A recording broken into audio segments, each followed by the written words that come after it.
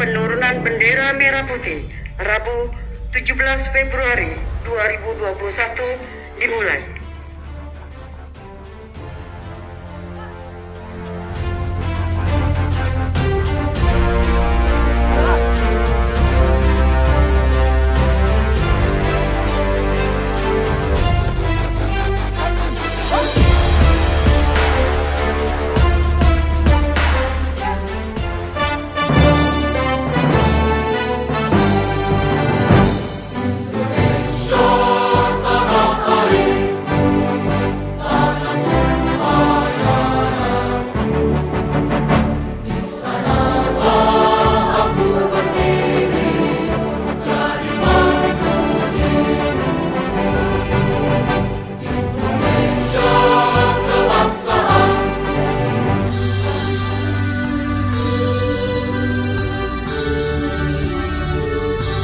Karena memang dari lambangnya pramuka yaitu tunas kelapa, yaitu tunas itu akan menjadi sebuah kelapa.